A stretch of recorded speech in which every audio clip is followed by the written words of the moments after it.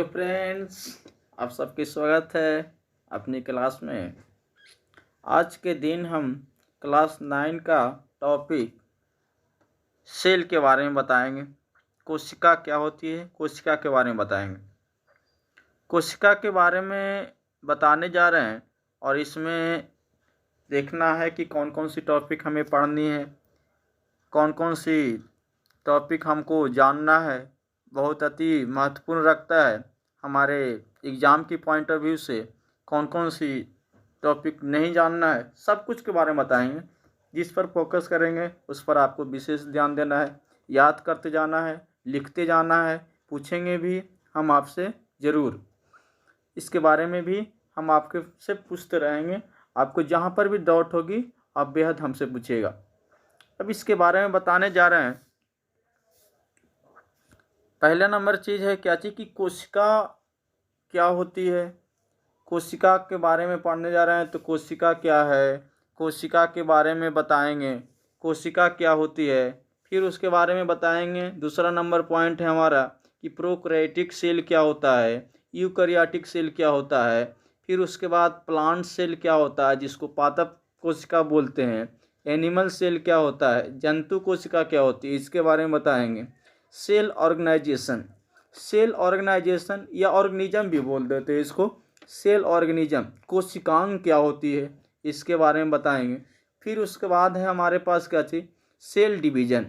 Cell division क्या होती है, कोशिका विभाजन क्या होता है, इसके बारे में बताएंगे। फिर उसके बाद है सेल साइकिल, कोशिका चक्र क्या होती है, इसके बारे में बताएंगे। ये पूरे टॉपिक हमको इस चैप्टर में पढ़ना है। सेल के बारे में पढ़ना है।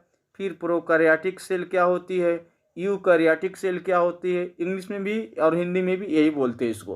फिर उसके बाद प्लांट सेल क्या होता है, एनिमल सेल क्या होती है, पादप कोशिका इसको बोलते, जंतु कोशिका क्या होती है। सेल ऑर्गेनाइजेशन या सेल ऑर्गेनिज्म, कोशिकांग क्या होती है। सेल डिवीजन, कोशिका विभाजन क्या होता है। सेल साइकिल, कोशिका चक्र क्या होती है। जहाँ जहाँ बोलें उसको हिंदी भी आप नोट डाउन करते जाइएगा। अब एक एक चीज़ के बारे में पढ़ना शुरू करते हैं। तो सबसे पहली बात है सेल। सेल होती क्या चीज़, तो सेल के बारे में जानेंगे। सेल क्या चीज़ है, तो सेल के बारे में जानने से पहले एक छोटी सी पॉइंट जो हमें जानना बेहद ज़रूरी है वो है क्या चीज़ कि द स्टडी ऑफ सेल, कोशिका का अध्ययन।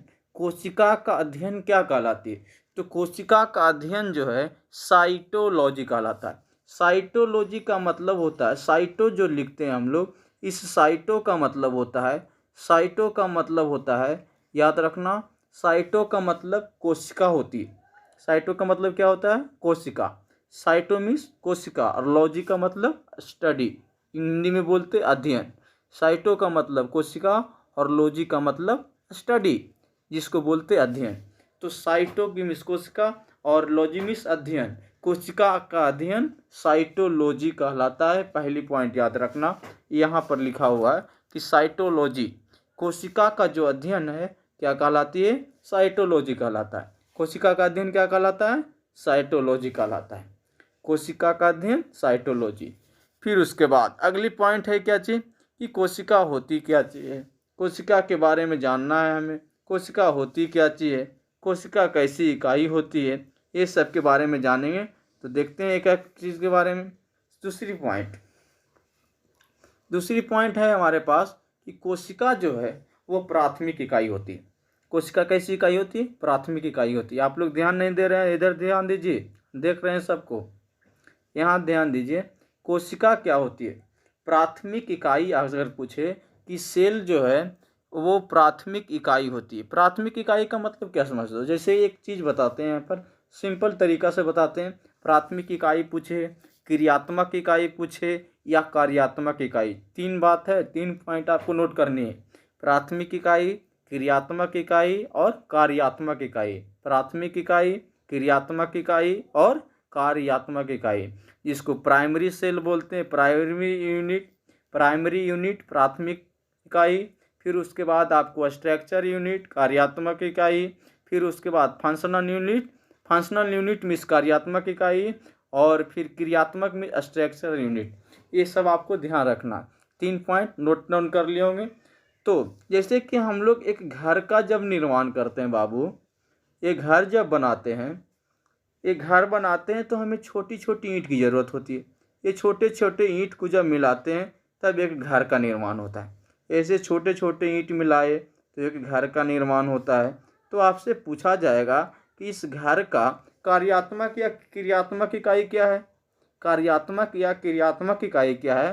तो आप बताओगे कि सर हम छोटे छोटे ईंट मिलाए थे तब तो इस घर का निर्माण हुआ था। यानी कि इस घर का कार्यात्मक और क्रियात्मक या प्राथमिक इकाई क्या है? ब्रिक है, ईंट है। उसी प्रकार से कोशिका जो होती है किसी भी सजीव वस्तु का, लिविंग थिंग्स का कार्यात्मक, क्रियात्मक या फिर प्राथमिक इकाई क्या होती है? सेल होता है। आपको यहाँ तक समझ में आ गई होगी। तो पहली पॉइंट में क्या नोट करना है आपको कि कोशिका किसी भी सजीव वस्तु का कार्यात्मक, क्रियात्मक और प्राथमिक इकाई होती है जो लिविंग थिंग्स के संभव पर है। अब हम जैसे हमारा शरीर बना है, ये बनी हुई है, तो इसमें ढेर सारे सेल मिलने से ये अंगुली का निर्माण हुआ, इस प्रकार से ये पूरा हैंड का निर्माण हुआ, पूरे बॉडी का निर्माण हुआ, छोटे छोटे सेल को मिलने से। छोटे छोटे सेल को जब मिलाए तब ये बॉडी का निर्माण हुआ हमारा। तो सेल जो है क्रियात्मक, कार्यात्मक और प्राथमिक इकाई कहलाती है, पहली पॉइंट। दूसरी पॉइंट के बारे में बताने जा रहे हैं। तो दूसरी चीज़ है क्या चीज़ कि सेल ही किसी भी सजीव की कार्यात्मक इकाई भी है, क्योंकि सभी सजीव में अंतिम रूप से सभी क्रिया कोशिका के स्तर पर संपन्न होती है। हम लोग जो भी काम करते हैं, हमारे शरीर में जो भी वर्क होता है, जो भी क्रिया होती है, वो कोशिका के बिना नहीं हो सकता। सबसे पहली बात, बिना कोशिका के बिना नहीं हो सकता, यानी कोशिका के लेवल पर होती है। जो भी काम करते हैं वो कोशिका के लेवल पर होती है, कोशिका के स्तर पर संपन्न होती है। जो भी वर्क करते हैं हम लोग वो किस किस स्तर पर होती है? कोशिका के स्तर पर होती है। याद है, समझ में आया? किसके स्तर पर होती है? चाहे हम अभी बोल रहे हैं या लिख रहे हैं, खा रहे हैं, पढ़ रहे हैं, कुछ भी कर रहे हैं, कोशिका के बगैर नहीं कर सकते। तो सभी काम किसके स्तर पर होती है? कोशिका के स्तर पर होती है। अगली पॉइंट, जैसे हम श्वास लिए या प्रजनन, रिप्रोडक्शन, किसी वस्तु का जन्म, किसी बच्चे का जन्म दिए, किसी संतान को जन्म दिए, या कोई भी हमारे जैसा एक नई प्रजाति का जन्म हुआ, या फिर उसके बाद न्यूट्रिशन, पोषण किए, जितना भी हम काम करते हैं, कार्य करते हैं, क्रिया करते हैं, चाहे रिस्पायरेशन का हो, श्वसन का हो, या फिर प्रजनन का हो, या पोषण का हो, बिना सेल की सहायता से नहीं हो सकती। सेल की सहायता से ही ये सब फंक्शन, ये सब कार्य, ये सब क्रियाएं शरीर में संपन्न होती है। सेल की सहायता से ही सभी काम हमारे शरीर में संपन्न होती है। चाहे श्वास लेने की बात हो, चाहे प्रजनन करने की बात हो, चाहे फिर पोषण करने की बात हो, किसकी सहायता से होती है? तो याद रखना, सेल की सहायता से ही होती है। बिना सेल के हम कोई भी वर्क नहीं कर सकते। Without cell I can not do any work, I can not perform any work. Without cell, cell के बिना नहीं कर सकते। तो अब इस बात को भी आपको समझ में आ गई होगी। अगली पॉइंट है हमारे पास गाची कि छोटे छोटे जो तत्व होते हैं ना, जैसे तत्व है छोटे छोटे, ये छोटे छोटे तत्व को जब मिलाते हैं ये सेल बनता है। सेल जो है इससे भी छोटा तत्व है। तत्व जो जैसे कि प्रोकैरियोटिक सेल का हो, वो बहुत छोटी होती है, चाहे यूकैरियोटिक सेल हो, कुछ बड़ा हो। ये सब जो तत्व है वो कौन सी सेल कहलाती है? प्राथमिक सेल कहलाती है। प्राथमिक कोशिका, प्रोकैरियोटिक कोशिका भी जिसका निर्माण तत्वों से ही हुआ है। आपसे पूछेगा कि प्राथमिक कोशिका का या प्रोकैरियोटिक कोशिका का निर्माण कहाँ से हुआ है जी? तो प्रोकैरियोटिक कोशिका या फिर प्राथमिक कोशिका का निर्माण तत्वों से होता है। एलिमेंट जिसको इंग्लिश में बोलते हैं, क्या बोलते हैं इंग्लिश में? एलिमेंट बोलते हैं। समझ में आ रही है? समझ में आ रहा है? एलिमेंट बोलते हैं। ध्यान है यहाँ पर? बिल्कुल। Thank you.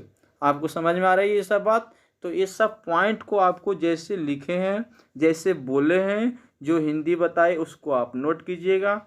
और फिर उसके बारे में अगर कहीं पर तकलीफ होती है, समझने में कोई दिक्कत होती है, पुनः बताइएगा। फिर ऐसे ऐसे वीडियो के साथ हम आपसे ज़रूर मुलाकात करेंगे, फिर मिलेंगे, फिर बताएंगे। थैंक यू, धन्यवाद। All the best, best of the luck. Thank you.